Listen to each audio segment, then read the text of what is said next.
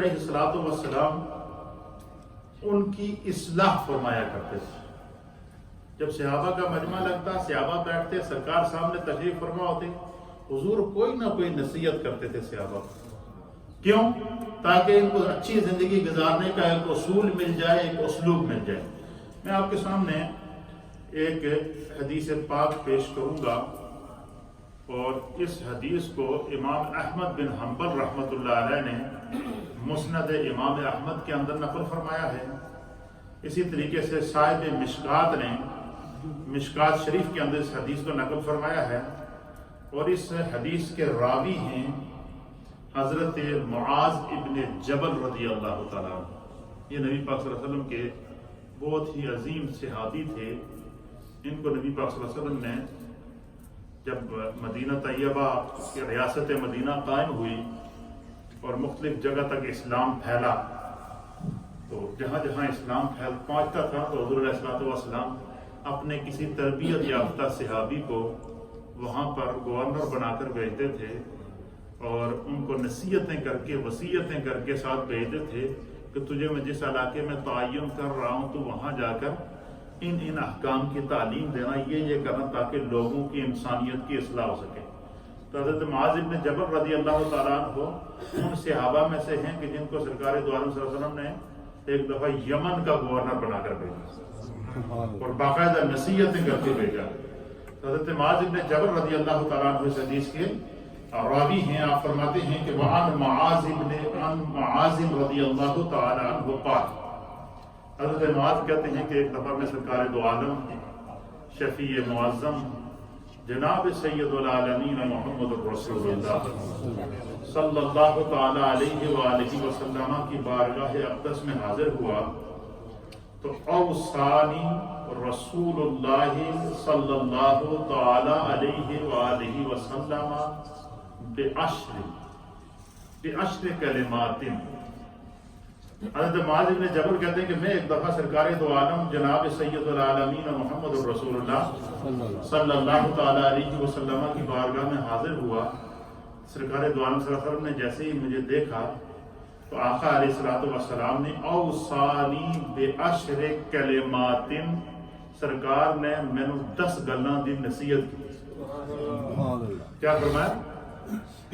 حضرت معاذ بن جبل کہتے ہیں کہ میں سرکار کی بارگاہ میں آیا تو حضور علیہ الصلوۃ والسلام نے مجھے 10 باتوں کی نصیحت کی اور فرمایا کہ ان 10 باتوں کو اگر تو اپنی زندگی کا مطمع نظر بنا لے، اپنی زندگی کا اصول بنا لے، اپنی زندگی کے اوپر اپلائی کر لے ان 10 باتوں کو، سرکار نے فرمایا تو دنیا میں بھی خدا کی حفاظت میں رہے گا، آخرت میں بھی خدا کی حفاظت. دنیا میں تو ہے ہی میرے قرب میں، اور اگر اس طرح کی زندگی جو میں تمہیں بتا رہا ہوں، اس طرح کی زندگی ان اصولوں کے مطابق تو نے اپنی زندگی گزاری، سرکار نے فرمایا کہ قیامت کے دن میں مصطفیٰ تمہیں ہاتھ سے پکڑ کر جنت میں لے جاؤں گا، یا تمہیں جنت میں میرے ساتھ مقام نصیب ہوگا. اللہ کے حبیب علیہ الصلوۃ والسلام نے وہ جو 10 نصیحتیں حضرت معاذ بن جبل کو کی، اللہ تعالیٰ عظیم صحابی رسول حضرت معاذ بن جبل کی قبر انور پر، آپ کے مزار پر انوار پر کروڑوں رحمتیں نازل. انہوں نے نہ صرف ان ساری زندگی ان 10 نصیحتوں پر عمل کیا، بلکہ ان 10 نصیحتوں کو بیان کر دیا تاکہ قیامت تک آنے والے نبی پاک کی ہر امتی کو زندگی گزارنے کا اصول مل جائے. پہلی نصیحت حضور علیہ الصلوۃ والسلام نے کیا کی؟ سرکار نے فرمایا کہ ان میں سے پہلی نصیحت کیا ہے؟ حضور نے فرمایا قال، یعنی نبی پاک صلی اللہ علیہ وسلم نے حضرت معاذ سے فرمایا لا تشرک باللہ وان قتلت وحرقت.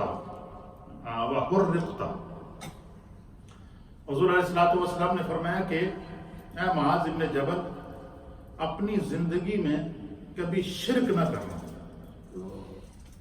پہلی نصیحت کیا کی؟ کبھی شرک نہ کرنا، اللہ کے ساتھ کسی کو شریک نہ ٹھہرانا، کیونکہ خدا کی ذات وحدہ لا شریک ہے، اور اللہ پر کامل ایمان لے کر آنا، اور تمہارا اللہ پر ایمان اس قدر مضبوط ہونا چاہیے.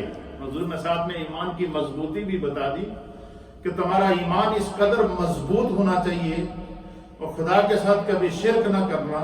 وَإِن قُتِلْتَ، اگر کوئی تمہیں قتل کر دے، وحرقت، اور چاہے کوئی تمہیں آگ میں پھینک دے، تمہیں اگر آگ میں کوئی ڈال دے تو آگ میں جانا تو دوبارہ کر لینا، لیکن خدا کے ساتھ کسی کو شریک نہ ٹھہرانا، مشرک نہ بننا۔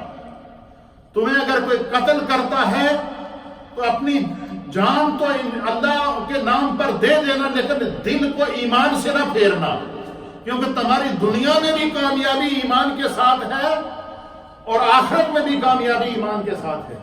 اور یہی وجہ ہے کہ صحابہ اکرام رضوان اللہ تعالی علیہم اجمعین پر کس کس طرح کی صحبتیں نہیں آئیں۔ امیر المؤمنین سیدنا عثمان بن عفان رضی اللہ تعالی عنہ نبی پاک کے وہ صحابی ہیں کہ جنہوں نے ایک نہیں 2 ہجرتیں کی۔ کتنی ہجرتیں کی؟ جب آپ سرکار پر ایمان لائے، آپ کو جب طرح طرح کی اذیتیں پہنچائی گئی تو آپ نے پہلی ہجرت حبشہ کی طرف کی، حبشہ کی طرف چلے گئے ہجرت کر کے۔ حضرت رقیہ نبی پاک کی بیٹی آپ کے عقد میں تھے، ان کو لے کر آپ کہاں چلے گئے؟ حبشہ چلے گئے، اور حبشہ میں کافی عرصہ وہاں قیام کیا۔ تو حبشہ میں جب پہنچے تو حبشہ سے پہنچنے کے بعد جب واپس آئے یا وہیں تھے تو حضرت عثمان غنی رضی اللہ تعالیٰ عنہ تک خبر پہنچی کہ سرکار دو عالم صلی اللہ علیہ وسلم ہجرت کر کے مدینہ چلے گئے۔ کیا ہو گئے؟ حضور علیہ السلام ہجرت کر کے مدینہ تشریف لے گئے۔ تو حضرت عثمان نے پھر حبشہ سے پھر مدینہ کی طرف دوسری ہجرت کی۔ ہجرت دین کی خاطر وطن کو چھوڑنا یا دین کی خاطر اپنے آپ کو وطن پر قربان کر دینا، اسلامی سرحدوں کے اوپر اپنے آپ کو قربان کر دینا۔ نبی پاک صلی اللہ علیہ وسلم نے فرمایا کہ انسان کی ساری زندگی کے گناہ خدا ایک ہی جھٹکے میں معاف کر دیتا۔ فرمایا ہجرت سے پہلے کہ بڑے سے بڑے گناہ کیوں نہ ہوں، لیکن اگر کسی نے اسلام کی خاطر ہجرت کی ہے تو اللہ کے حبیب علیہ الصلوۃ والسلام نے فرمایا کہ پھر اس کے خدا سارے گناہوں کو معاف کر دیتا ہے۔ تو حضور علیہ الصلوۃ والسلام نے فرمایا کہ اگرچہ تمہیں قتل کر دیا جائے یا آگ میں جلا دیا جائے، آپ مجھے بتائیں حضرت معاذ نے تو اس نصیحت پر نہ صرف عمل کیا، لیکن آپ نے جب امت تک نبی پاک صلی اللہ علیہ وسلم کا یہ پیغام پہنچایا تو آج آپ کے سامنے فلسطین کا منظر موجود نہیں ہے؟ کیا آج آپ کے سامنے مقبوضہ کشمیر کا وہ ظلم و ستم موجود نہیں ہے؟ وہ کون سا ظلم ہے جو مقبوضہ کشمیر کے اندر نہیں کیا جا رہا ہے؟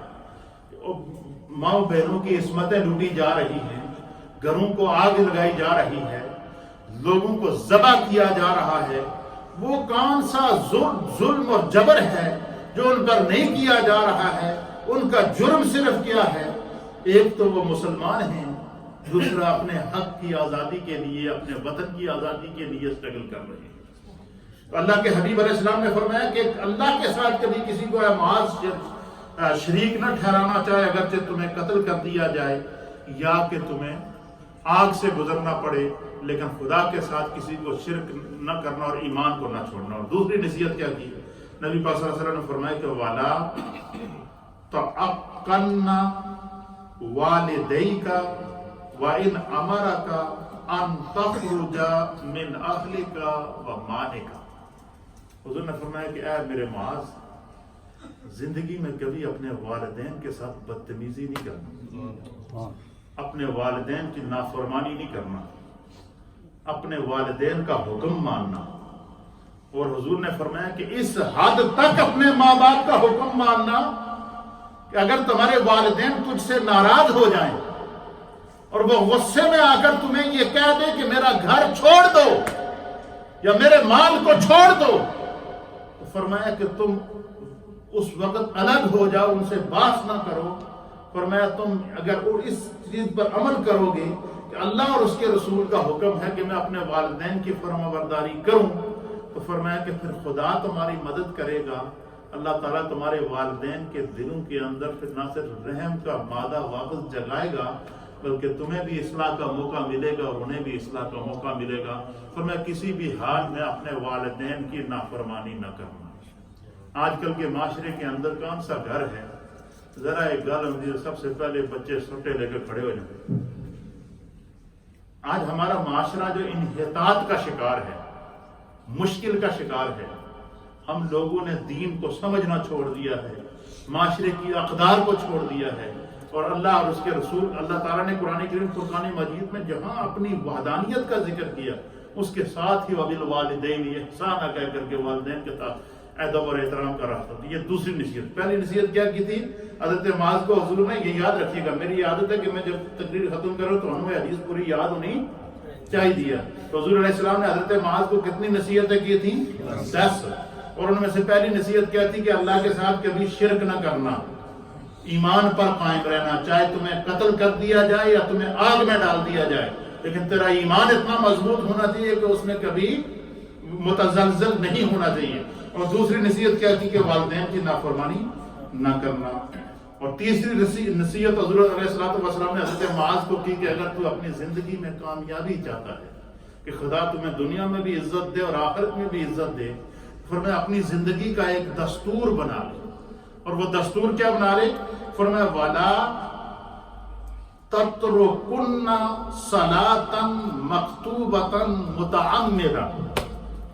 حضور نے فرمایا کہ کچھ بھی ہو جائے کسی بھی حال میں فرض نماز کو ترک نہ کرنا. کیا فرمایا؟ کسی بھی حال میں, چاہے بیمار ہو, چاہے سفر میں ہو, حضر میں ہو, کام پر ہو, کسی بھی حال میں ہو, خدا نے جو تم پر دن میں 5 نمازیں فرض کی ہیں, فرمایا فرض نماز کو کسی حال میں نہیں چھوڑنا. فرمایا تو اگر اپنی پوری زندگی فرض نمازوں کی پابندی کرے گا, خدا تیری زبان کی بھی حفاظت کرے گا, اللہ تیرے ایمان کی بھی حفاظت کرے گا, خدا تیرے کردار کی بھی حفاظت کرے گا, اللہ رب العالمین تیری زندگی کی بھی حفاظت کرے گا. اس کی مثال کیا؟ اللہ تعالیٰ قرآن حکیم فرقان مجید میں فرماتا ہے کہ جب بندہ نماز کا پابند ہو جاتا ہے, ان الصلاۃ تنہا عن الفحشاء والمنکر, کہ جڑا بندہ نماز کا پابند ہو جائے, سب تو پہلی جڑی اس کو نماز کا بینیفٹ ملتا ہے وہ کیا؟ خدا اس کی زبان نو بے حیائی تو پاک کر دیتا ہے. اللہ اس کی زبان کو جھوٹ سے پاک کر دیتا ہے, خدا اس کی زبان کو بری باتوں سے پاک کر دیتا ہے. کیوں؟ کہ اس زبان سے وہ خدا کی تسبیح بیان کرتا ہے, اس زبان سے وہ سبحان ربی الاعلیٰ کی صدائیں بلند کرتا ہے, اس زبان سے وہ سبحان ربی الاعلیٰ کی صدائیں بلند کرتا ہے. اور ایک حدیث کے اندر آتا ہے نبی پاک صلی اللہ علیہ وسلم جب بندہ سجدہ کرتا ہے نا, سجدے کے اندر جب بندہ جا کے سبحان ربی الاعلیٰ کہتا ہے, فرمایا کہ بندہ پہلے نماز شروع کرتا ہے تو کھڑا رہتا ہے, پھر جھک جاتا ہے, رکوع میں جاتا ہے تو اس کے اندر اور عاجزی آتی ہے, جھک جاتا ہے. جب اللہ کی رحمت میں بالکل گر جاتا ہے تو وہ پھر گھٹنوں کے بل زمین پر گر جاتا ہے. جب گھٹنوں کے بل زمین پر گرتا ہے تو خدا کی اور رحمت اس پر برستی ہے, پھر وہ اپنی پیشانی کو زمین پر رکھ کر سبحان ربی الاعلیٰ کہتا ہے. یعنی اپنی ہستی کو وہ خدا کے سامنے کیا کر دیتا ہے؟ مٹا دیتا ہے.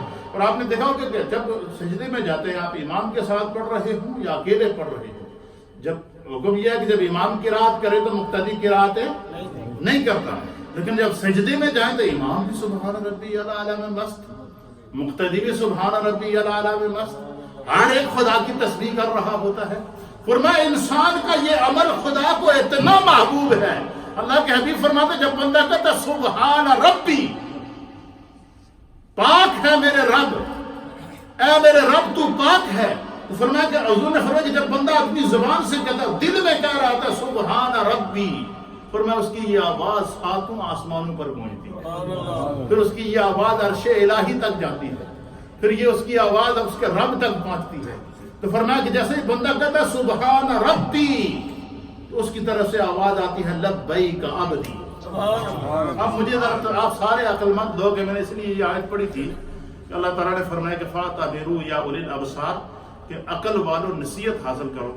آپ ذرا تصور میں جا کر سوچیں کہ اس بندے کا کیا مقام ہوگا جو کہے کہ سبحان ربی, تو اللہ کہے کہ لبیک عبدی.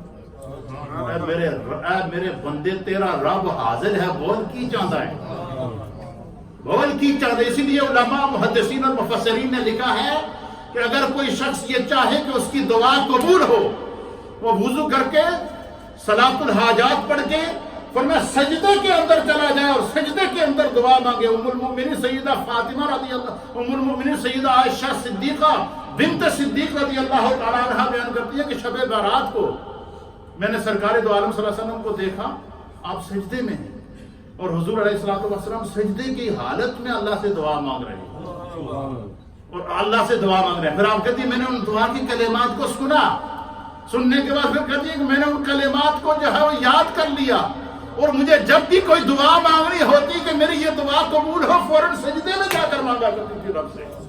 اس لیے اللہ کے حبیب علیہ الصلوۃ والسلام نے حضرت معاذ بن جبل کو کہا کہ اگر تو دنیا اور آخرت میں کامیابی چاہتا ہے تو کسی بھی حال میں فرض نماز کو نہیں چھوڑنا. کیا ہو گیا؟ یہ کتنی نصیحت ہے؟ نصیحت نمبر 3. اور پھر حضور علیہ السلام نے مزید اس پر تاکید کی, فرمایا کہ پہلے کیا فرمایا کہ نماز کو, فرض نماز کو کسی بھی حال میں نہیں چھوڑنا. پھر حضور علیہ السلام نے فرمایا کہ فَإِنَّ مَن تَرَكَ صَلَاةً مَكْتُوبَةً مُتَعَمِّدًا فَقَدْ بَرِئَتْ مِنْهُ ذِمَّةُ اللَّهِ. حضور نے فرمایا کہ جڑا بندہ فرض نماز دی ساری زندگی پابندی کرے نا وہ خدا دی حفاظت بھی جائے. کیا ہوتا ہے؟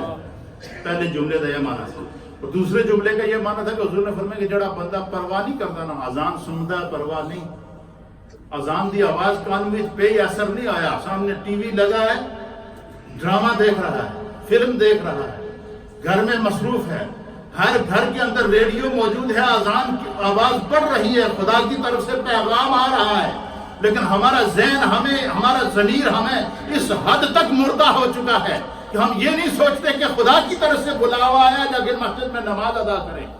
یہ ہم میں سے کسی کی سوچ نہیں ہے. حضور علیہ السلام نے فرمایا کہ جس بندے کو اذان کی آواز سن کے بے چین ہو جائے کہ چلو بھائی خدا کی طرف سے بلاوا ہے, پہلے فرض ادا کرنا, زندگی کا کوئی پتہ نہیں کہ سانس ٹوٹ جاوے, فرمایا وہ خدا کے ذمہ میں ہوتا ہے. اور فرمایا جب اذان سنے اور اس کو پتا ہے کہ نماز کا ٹائم ہے اور اس نے نماز نہیں پڑھی اور یہ کوشش بھی نہیں کر رہا, تو اللہ کے حبیب علیہ الصلوۃ والسلام نے فرمایا کہ فقط برئت منہ ذمۃ اللہ, پھر خدا دے ذمت وہ بری ہے. پھر اللہ دی اس کا معنی کیا ہے؟ پھر خدا بھی اس سے اپنی نظر رحمت اٹھا دیتا ہے, خدا بھی اس پہ کرم کے دروازے بند کر دیتا ہے, خدا بھی اس پر فضل کے دروازے بند کر دیتا ہے. یہی وجہ ہے کہ ایک صحابی رسول نے عرض کیا کہ یا رسول اللہ, یا حبیب اللہ, مجھے وہ سب سے محبوب وقت بتائیں کہ جب میں اپنے رب سے دعا کروں تو میری فوراً دعا قبول ہو جائے. تو حضور نے فرمایا فرض نماز کے فوراً بعد دعا مانگا کرو. کیا فرمایا؟ فرض نماز کے بعد مانگی گئی دعا کیا ہوتی ہے؟ قبول ہوتی ہے. کچھ دوستوں کو میں دیکھتا ہوں کہ بس اس انتظار میں جانے کہ امام صاحب سلام پھیرے تو میں نساں. یہ بات ہے یا نہیں ہمارے اندر؟ یہ بیماری پائی جاتی ہے یا نہیں پائی جاتی ہے؟ میں اکثر دیکھتا ہوں کہ جب میں سلام پھیرتا ہوں تو کچھ ساتھی فوراً بھاگنا شروع ہو جاتا ہے. بھائی 5-7 منٹ تو نے فرض پڑھ لیے, 1 منٹ اور دعا کے لیے رک جاؤ, آدھا منٹ رک جاؤ. جب اللہ کی عبادت کر کے جب خدا سے مانگنے کا ٹائم آتا ہے ہم بھاگنا شروع ہو جاتے ہیں. اس لیے اللہ فرماتے ہیں کہ فَاتَبِرُوا یا اولی الابصار, عقل رکھنے والوں نصیحت حاصل کرو.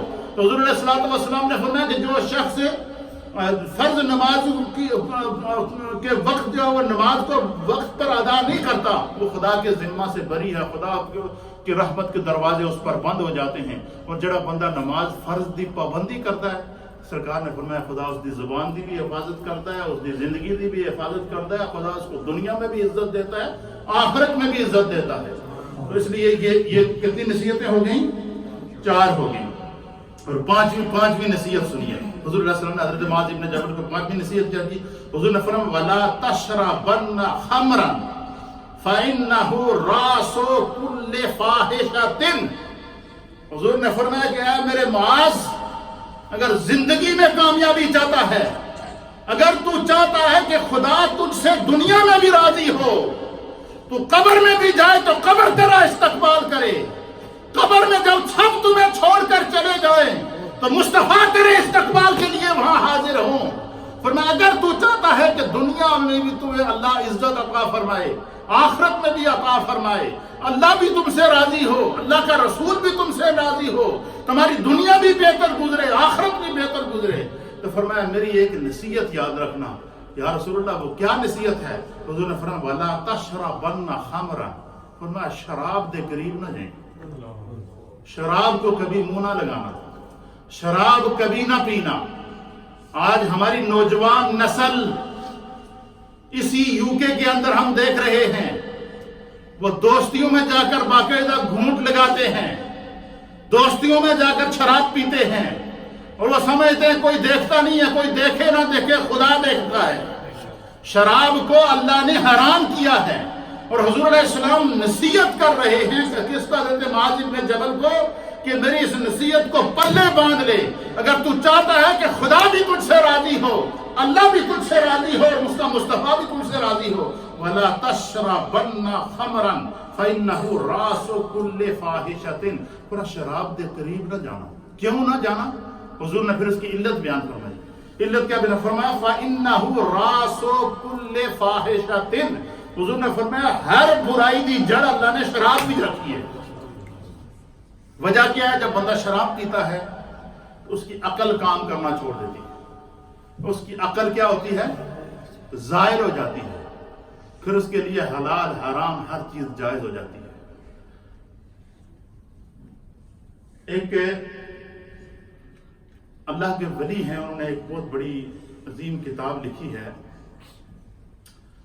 انہوں نے لکھا ہے کہ ایک واقعہ انہوں نے لکھا ہے اس حدیث کے تحت کہ حضور نے فرمایا کہ شراب کے قریب نہ جاؤ، یہ ہر برائی کی جڑ ہے۔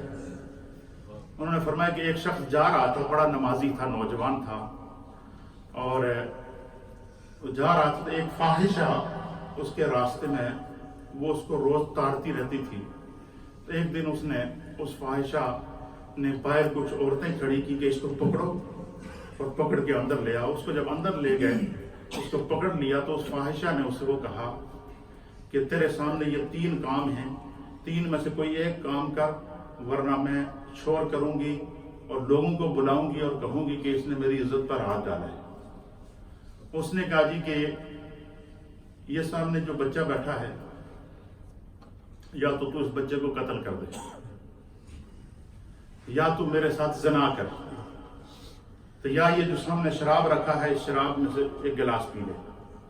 ان 3 آپشنوں میں سے کوئی ایک کام تجھے کرنا ہوگا، اگر تو ایسا نہیں کرے گا تو میں شور شرابہ کروں گی، لوگوں کو جمع کروں گی۔ نادان تھا، سوچنے لگا کیا کروں۔ اس نے کہا جی کہ میں قتل تو نہیں کر سکتا، ایسی ہمت تو نہیں کر سکتا، زنا بھی نہیں کر سکتا، چلو میں اس سے جان چھڑاتا ہوں تو میں تھوڑا سا شراب پی لیتا ہوں۔ کہتے ہیں دوست جب ملتے ہیں نا، کہتے ہیں ایک گھونٹ لگا لے تیرے کو کیا ہوگا، یہ مشورہ دیتے ہیں یا نہیں؟ پھر حوصلہ بڑھتا ہے، پھر برائی کی طرف ہم لوگ بڑھتے ہیں۔ تو اس نے وہ شراب پی لی، تو وہ بزرگ لکھتے ہیں جیسے ہی اس نے شراب پی، وہ زہریلی شراب تھی، اس کے اندر نشہ تھا، جب اسے نشہ چڑھا شراب کا تو اس نے اس عورت کے ساتھ زنا بھی کر لیا، اس بچے کو قتل بھی کر دیا، وہ تینوں کام کر گزرا۔ اس کے بعد وہ لکھتے ہیں کہ نبی پاک صلی اللہ علیہ وسلم کی حدیث کی حقانیت ہمیں سمجھ میں آئی کہ حضور نے فرمایا کہ وَلَا تَشْرَبَنَّ خَمْرًا، کہ شراب کے قریب نہ جانا، فَإِنَّهُ رَأْسُ كُلِّ فَاحِشَةٍ، یہ ہر برائی کی جڑ ہے۔ اس لیے میرے دوستوں، میرے بزرگوں، اور بالخصوص جتنی ہماری ینگ جنریشن ہے، شراب کو اللہ نے حرام کیا ہے، اور قرآن میں حرام ہے۔ مسلمان کے لیے اللہ تعالیٰ نے زندگی اور آخرت، حضور نے فرمایا کہ جب بندہ شراب پیتا ہے تو اس کے اندر سے ایمان نکل جاتا ہے، ایمان سائڈ پر ہو جاتا ہے، اس سے شیطان بھی پناہ مانگتا ہے۔ اس لیے یہ 5ویں نصیحت۔ اور 6ٹھی نصیحت حضور علیہ الصلوۃ والسلام نے حضرت معاذ بن جبل کو کی، فرمایا کہ ایاک والمعصیۃ فإن بالمعصیۃ حل سخط اللہ۔ حضور علیہ الصلوۃ والسلام نے فرمایا کہ اے میرے معاذ، اپنے آپ کو گناہ سے بچا کے رکھو۔ کیا کرو؟ گناہ کی وادی کو چھوڑ دو، گناہ سے اپنے آپ کو بچا کے رکھو۔ فرمایا جب تو گناہ سے بچے گا تو پھر تمہیں اللہ کی رضا نصیب ہوگی۔ اور فرمایا گناہ کا جو نقصان ہوتا ہے، گناہ کے اندر جو ہے وہ شیطانی نے لذت رکھی ہے۔ ایک دفعہ گناہ ملتا ہے، بندہ کہتا ہے کہ اس دفعہ تو کسی نہیں تکیا، چلو تھوڑا اور کر لیں، پھر تھوڑا سا اور وہ آگے بڑھتا ہے، پھر اور بڑھتا ہے، پھر اور بڑھتا ہے، پھر ایک وقت ایسا ہوتا ہے نبی پاک صلی اللہ علیہ وسلم کہ جب بندہ گناہ کرتا ہے نا تو اس کے دل، وہ دل جو اللہ کے ذکر کے نور سے منور ہوتا ہے، حضور نے فرمایا اس پر ایک داغ پڑ جاتا ہے۔ فرمایا کہ اگر وہ توبہ کر لے تو خدا اس گناہ کو دھو دیتا ہے، اور اگر وہ گناہ کرتا چلا جائے تو وہ داغ بڑھتا جاتا ہے، بڑھتا جاتا ہے، بڑھتا جاتا ہے، بڑھتا جاتا ہے، بڑھتا جاتا ہے۔ پھر ایک وقت ایسا آتا ہے کہ حضور نے فرمایا کہ اس کا دل سیاہ ہو جاتا ہے. فرمایا جب دل سیاہ ہو جائے تو اس کے اندر نیکی اور برائی کی تمیز ختم ہو جاتی ہے. تو حضور نے فرمایا گناہ سے بچو، گناہ سے خدا کی ناراضگی ملتی ہے. پھر حضور علیہ السلام نے فرمایا کہ چھٹی نصیحت یہ ہے، ساتویں نصیحت کہ والفرار من الزحف. حضور نے فرمایا کہ جب اللہ کے راستے میں جہاد ہو رہا ہو، تو جب اعلان ہو جائے حکومت وقت کی طرف سے، اسلامی ریاست کی جانب سے کہ جہاد ہم پر فرض ہو چکا ہے، تو فرمایا کہ اس دوران اپنی جان بچا کر بھاگو نہیں، بلکہ اپنے آپ کو اللہ کے دین کے لیے پیش کرو. پھر اللہ کے حبیب علیہ السلام نے فرمایا کہ جو ہے وہ وَإِنْ هَلَكَ النَّاسُ إِذَا أَصَابَ النَّاسَ مَوْتٌ. حضور علیہ السلام نے فرمایا کہ 8ویں نصیحت یہ ہے کہ اگر آپ کسی ایسے علاقے کے اندر ہیں وہاں کوئی ایسی بیماری پھیل گئی کہ جس بیماری کی وجہ سے لوگوں کے اوپر موت طاری ہو رہی ہے، یا لوگ مر رہے ہیں، یا وبائی مرض پھیل چکا ہے، تو بندہ یہ کہے جی کہ میں علاقہ چھوڑ کے نس جاؤں تاکہ میں بیماری کو بچ جاؤں. حضور نے فرمایا کہ اگر تم وہاں سرکار نے فرمایا کہ اگر آپ کو پتا ہے کہ فلاں علاقے کے اندر وبائی مرض ہے تو وہاں نہ جاؤ، لیکن اگر تم وہاں موجود ہو، اس علاقے کے اندر رہ رہے ہو، وہاں وبائی امراض پھیل چکے ہیں جو انسانیت کی موت کا سبب بنتے ہیں، تو پھر فرمایا کہ وہاں سے بھاگو نہیں، خدا کے اوپر اپنے آپ کو چھوڑ دو. یہ کہو کہ اللہ نے مجھے صحت اس لیے دی ہے کہ یہ جو میرے مسلمان بھائی یا یہ جو لوگ ڈیمیج ہو رہے ہیں یا بیمار ہو رہے ہیں یا مر رہے ہیں، میں ان کی لاشوں کو سنبھال سکوں یا ان کو ہاسپٹل پہنچا سکوں. فرمایا کہیں کو وبائی امراض پھیل رہے ہوں تو وہاں اپنی انسانیت دکھاؤ، بزدلی نہ دکھاؤ. وہاں سے بھاگو نہیں بلکہ وہاں سے لوگوں کی کیا کرو، مدد کرو. پھر اللہ کے حبیب علیہ السلام نے فرمایا کہ 9ویں نصیحت یہ ہے کہ حضور علیہ السلام نے فرمایا کہ اپنے اہل و عیال پر مال خرچ کرو، دولت خرچ کرو.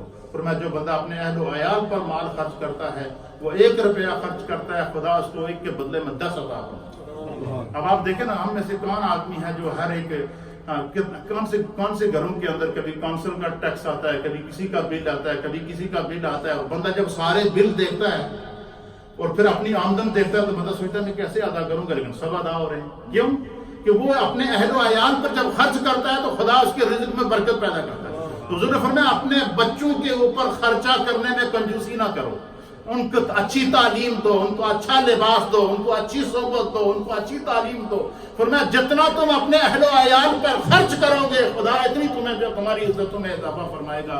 اور اللہ کے حبیب علیہ السلام نے فرمایا کہ آخری نصیحت یہ ہے کہ سرکار دو علیہ وسلم فرمایا کہ اپنی اولاد کو ادب سکھاؤ اور اللہ کے احکام پر عمل کراؤ ان کو، تاکہ وہ خدا سے ڈریں. اللہ تعالی ہمیں دین کو سمجھنے کی توفیق عطا فرمائے.